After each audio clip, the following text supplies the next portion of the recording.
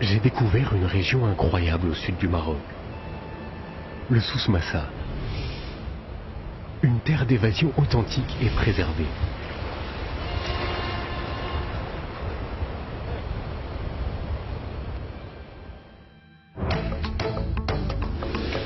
Mon voyage commence à Agadir, l'une des plus belles baies du monde. En longeant la côte vers le nord, je découvre les plages magnifiques qui se prêtent à de nombreuses activités.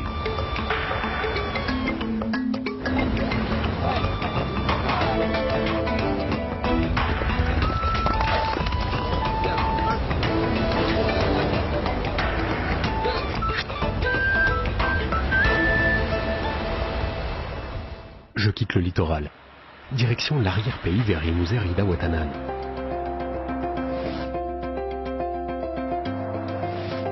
En quelques minutes, le décor change. La route s'élève et s'enfonce vers une vallée enchanteresse qui me dévoile tous ses trésors. Palmeraies, cascades,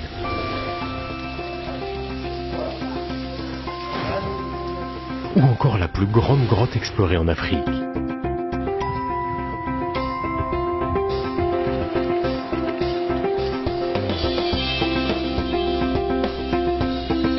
En plus d'un environnement naturel exceptionnel, la région abrite un patrimoine étonnant, comme le plus grand et le plus vieux rucher artisanal au monde. Je poursuis mon chemin pour me rendre à Taroudant, 100 km plus au sud.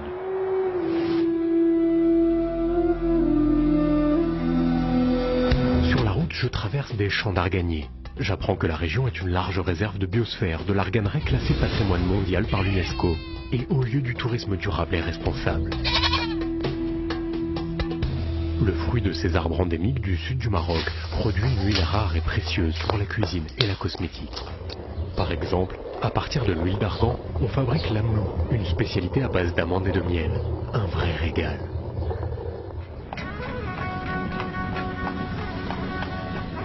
Me voici à Taroudant, surnommée la petite Marrakech. Derrière ces remparts majestueux se cache une petite ville charmante aux souks animés. Non loin d'ici, je découvre à Dodane la palmeraie de Tiout et sa casbah, avec ses palmiers dattiers qui s'étendent à perte de vue. En continuant vers le sud, j'arrive à Tata.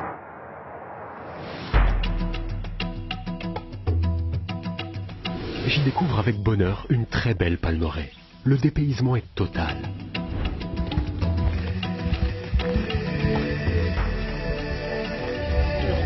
La région offre des circuits de randonnée au cœur d'une nature sauvage.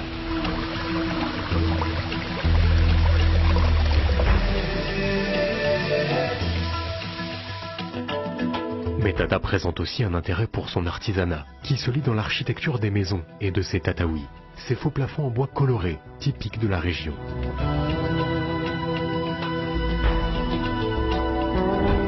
Je reste admiratif devant la qualité des poteries artisanales fabriquées selon des procédés traditionnels.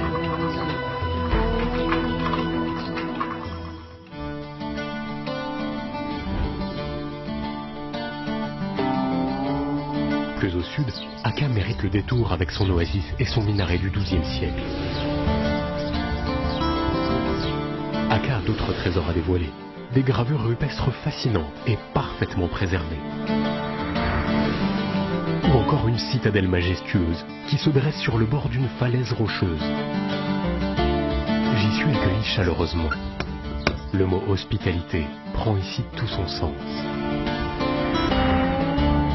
Je m'enfonce toujours plus loin dans ce désert de pierre en direction de Tissint. Je suis au bout du monde. Les paysages sont à couper le souffle. Après des kilomètres de piste, je découvre un campement hors du temps. Je me laisse emporter par les rythmes envoûtants de la musique arrouache. Une expérience inoubliable.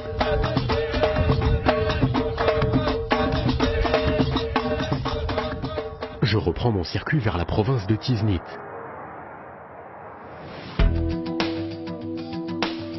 La route serpente le long d'une vallée verdoyante. Sur les flancs de montagne, des maisons ocre s'accrochent à la roche.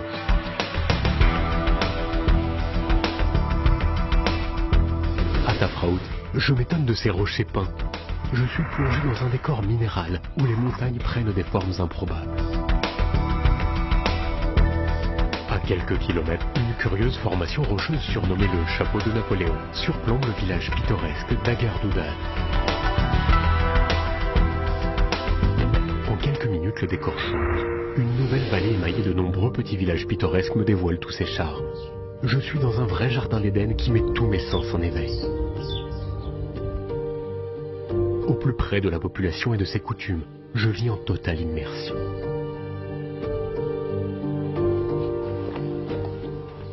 Les femmes cuisinent un délicieux pain aux amandes selon des recettes séculaires. Ici, je prends le temps à savourer un thé à la menthe.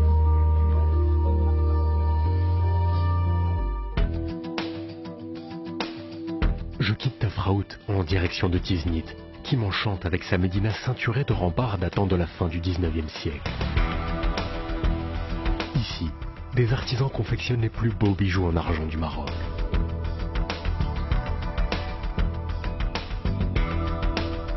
La région de Tiznit séduit aussi les visiteurs à la recherche d'un mode de vie authentique.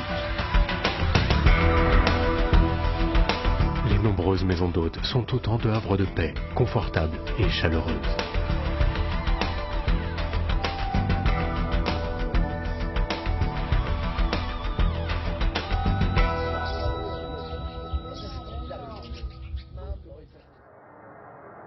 Je remonte vers le nord, vers la province de Chtuka-Idba. Enfin les voilà, les fameux igoudars, ces greniers collectifs, véritables forteresses, qui renfermaient les récoltes si précieuses pour les villageois. Parmi ces greniers, Tizourgan est un joyau d'architecture du XIIIe siècle, niché sur les hauteurs d'un promontoire rocheux. Un vrai coup de cœur.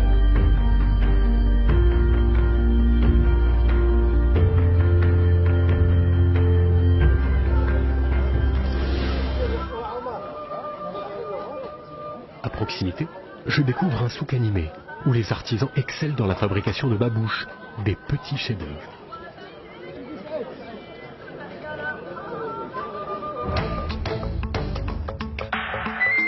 En longeant le littoral vers le nord par la nationale 1, je me rends à Inesgan. Une ville réputée pour son activité commerciale. Avec ses nombreux marchés, elle est un lieu important du commerce de fruits et légumes de tout le Maroc.